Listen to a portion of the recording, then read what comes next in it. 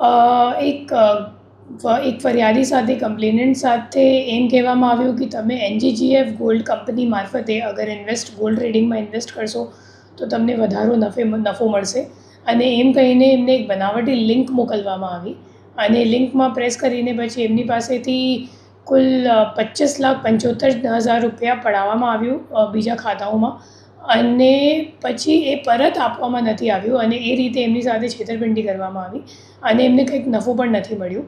અને જ્યારે આ ગુનો અહીંયા દાખલ કરવામાં આવ્યો ત્યારે આપણે ટેકનિકલ વર્કઆઉટ કરીને આપણી ટીમ હાલોલ ખાતે ગઈ, અને હાલોલથી ઘનશ્યામ ઠક્કર કરીને જે લેર 1નો અકાઉન્ટ હોલ્ડર છે એમને પકડવામાં આવ્યું છે.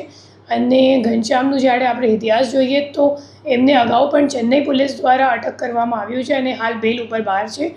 અને ઘનશ્યામ અગાઉ પ્લાસ્ટિક કંપની ચલાવતો હતો, અને પછી ધંધો મંદો પડી ગયું અને ખાતો એમનો ચાલતો નહોતો, તો પછી ભાડા આપવાનું એમને શરૂ કર્યું, અને એમના જે ખાતો છે એમના ટોટલ 22 NCCRP કમ્પ્લેન્ટ્સ નોંધાયેલ છે આખા ઇન્ડિયામાં, અને તમામ NCCRP કમ્પ્લેન્ટ્સનો આપણો ફ્રોડનો આંકડો જોઈએ તો 8.5 કરોડ જેટલાનું ફ્રોડ છે.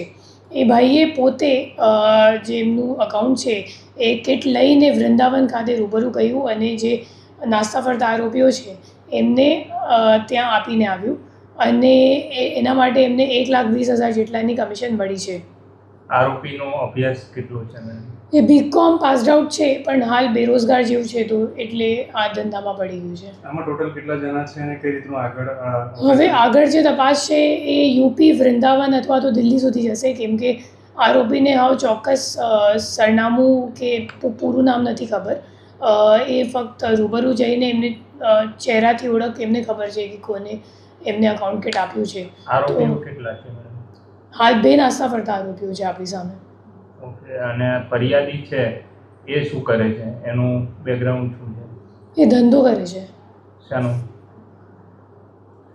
કઈ ટાર્ગેટ કોને કઈ રીતે કરતા હતા? અને આપણે એકચ્યુઅલી જ્યારે સર્ચ કરીએ ને તો એ લોકોને આપણું ડેટા મળી જાય છે. તમે જે રીતે સર્ચ કરો તો તમે અગર ગોલ્ડ માઇનિંગ કે ગોલ્ડ ટ્રેડિંગ, ફોરેક્સ ટ્રેડિંગ આવું બધું ટેલિગ્રામ અથવા તો સોશિયલ મીડિયા પર સર્ચ કરો તો જે લોકો એવી રીલ ચલાવતા હોય કે એડવર્ટિઝમેન્ટ ચલાવતા હોય તો એમને તમારો ડેટા મળી જાય. પછી એ લોકો સામેથી કોલ કરીને એમને જણાવે કે હું આ કંપનીથી વાત કરું છું અને આમાં મારા કંપની દ્વારા તમે અગર ગોલ્ડમાં ટ્રેડિંગ કરશો તો તમને વધારે નફો મળશે. તો એમ કહીને લાલચમાં આવીને જે વિક્ટિમ હોય તો એ લોકો પછી ફસી જાય, એમને પૈસા ટ્રાન્સફર કરી દે.